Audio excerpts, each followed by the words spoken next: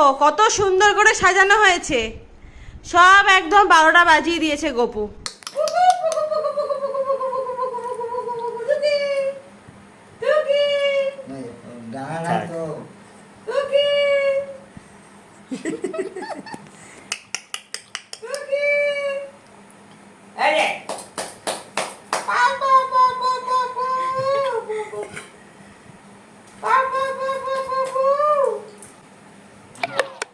দেখেছো?